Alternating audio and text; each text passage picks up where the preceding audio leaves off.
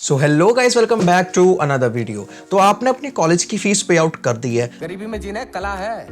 अब जो next step आता है वो आता है GIC का। So in today's video we will be talking about the entire process of GIC, what all documents you need to file a GIC application, what all things you need to keep in mind while filing a GIC application and which bank to choose, क्योंकि बहुत सारे banks available हैं। Video में आगे बात करेंगे हर चीज़ के बारे में, कौन सा बैंक आपको चूज करना चाहिए, कौन सा बैंक आपको बेटर सर्विसेज प्रोवाइड करता है, प्रोसेसिंग टाइम किस बैंक का कम है, सब कुछ इस वीडियो में बात करने वाले हैं। तो शुरू करते हैं, वीडियो सारा टाइम वेस्ट नहीं करेंगे और ये वीडियो शेयर जरूर करना, बहुत इंफॉर्मेशनल वीडियो होने वाली है, लास्ट तक बने रहना। कोई सुझाव हो या कोई सजेशन हो या कोई क्वेश्चन हो तो नीचे कमेंट बॉक्स ओपन है, आप जाकर वहां पे पॉइंट आउट कर सकते हैं।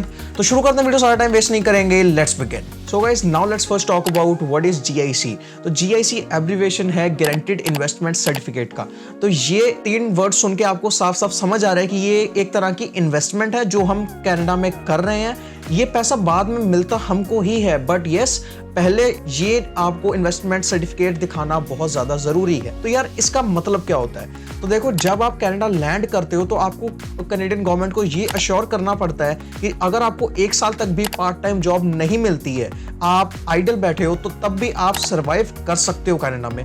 तो ये जो अमाउंट आप $10,000 की डालते हो, वो $10,000 आपको बहुत अलग अलग हिस्सों में मिलता है। बाकी ये चीज़ बैंक्स पे भी डिपेंड करती है। तो फर्स्ट मंथ में अगर आपको मैं एक बेसिक ब्रेकडाउन बताऊं तो $2,000 आपको फर्स्ट मंथ में मिलते हैं and $670 to $680 depending on the bank आपको हर मंथ आते हैं। तो ये एक पूरा ब्रेकडाउन होता है। 1 साल तक ये साइकिल चलती है और आप इन पैसों से सर्वाइव कर सकते हो। अगर आपकी पार्ट टाइम जॉब लग जाती है तो वेल एंड गुड है, किसी चीज की कोई प्रॉब्लम ही नहीं है। बट हमें कनेडियन गवर्नमेंट को ये अश्योरेंस देनी है कि अगर जॉब नहीं लगती है तो we have funds to survive in Canada, we won't be a liability on them. So guys, now let's move on to the second point, और वो है नेम। तो यार, नाम आपका एग्जैक्ट सेम होना चाहिए जिस अकाउंट से पेमेंट जा रही है और जिस एप्लीकेंट के लिए पेमेंट जा रही है। दोनों का नाम वर्ड बाय वर्ड और लेटर बाय लेटर मैच करना चाहिए। अगर थोड़ी सी भी प्रॉब्लम आती है इस चीज में तो आपकी एप्लीकेशन GIC की टर्मिनेट कर दी जाएगी और आपको नए सिरे से एप्लीकेशन लगानी पड़ेगी। अब मेरा केस अगर उठाएं तो जब मैंने GIC अपनी फाइल करी थी तब मैं माइनर की कैटेगरी में आ रहा था। तो उस टाइम पर जो अकाउंट ओपन हुआ था, जिस अकाउंट से पेमेंट गई थी, वो अंडर गार्जियन अकाउंट था जिसके साथ मेरे फादर का नाम भी जुड़ा हुआ था। तो अगर आप माइनर हैं, जब आप अपनी GIC पे कर रहे हैं, तो ये चीज आपके साथ भी होगी, आपके फादर का या मदर का नाम आपके साथ में आएगा। दूसरा पॉइंट ये है कि एड्रेस भी आपका एग्जैक्ट सेम होना चाहिए। अगर एड्रेस में कोई प्रॉब्लम आती है तब भी आपकी एप्लीकेशन टर्मिनेट कर दी जाएगी, क्योंकि जो GIC सर्टिफिकेट आता है आपके घर पर वो उस ID से मैच होता है, आपकी बैंक की ID से मैच होता है, उसके बाद में आपके घर पे वो डिलीवर होता है। So guys, now let's move on to the third point कि आपको अपनी GIC कैसे पे करनी चाहिए और कितनी पे करनी चाहिए। तो बेसिकली ये चीज बैंक्स पर डिपेंड करती है। और सबसे पहली बात, आपको GIC पे करने के लिए, चाहे आप अपने एजेंट से करवाएं, चाहे थर्ड पार्टी वेंडर से करवाएं, चाहे अपने बैंक से करवाएं, एक चीज जो आपको सबसे ज्यादा जरूरी है, जिसके बिना ये पेमेंट नहीं हो सकती है, वो है स्विफ्ट कोड लेटर, जिसको कि GIC सर्टिफिकेट भी कहा जाता है। अब GIC सर्टिफिकेट जो अब आपके घर पे आता है तो वो आप अपने बैंक को देते हैं। उस लेटर के अंदर एक कोड मेंशन होता है जिसको कि स्विफ्ट कोड कहा जाता है, और ये स्विफ्ट कोड इंटरनेशनल बैंकिंग के लिए यूज होता है। So guys, now let's move on to our next point कि आपको कौन से बैंक में GIC अकाउंट अपना ओपन करना चाहिए। तो मेजरली 4 बैंक्स होते हैं, ICICI, SBI, स्कॉशिया बैंक और CIBC। अब इन चारों में से भी आप 2 बैंक्स तो स्ट्रेट अवे एलिमिनेट कर सकते हो, ICICI और SBI, क्योंकि इन बैंक्स की ब्रांचेस बहुत ज़्यादा लिमिटेड हैं। कनाडा में मिलेंगी आपको ऑफ कोर्स जरूर, बट बहुत लिमिटेड ब्रांचेस हैं, unlike CIBC and Scotia bank. तो अब स्कॉशिया और CIBC में से कौन सा चूज करना चाहिए उसके बारे में बात करते हैं, बट उससे पहले वीडियो अगर पसंद आ रही है तो एक लाइक जरूर कर देना। तो यार देखो, स्कॉशिया बैंक का और CIBC के अपने अपने प्रोडक्ट्स हैं, अपनी एडवांटेजेस हैं, अपनी डिसएडवांटेजेस हैं। बट मैंने कौन सा बैंक चूज किया? मैंने चूज किया CIBC मैंने स्कॉशिया के ऊपर क्यों रखा उसका मैं आपको रीजन बता देता हूँ। सबसे पहले तो प्रोसेसिंग फीस।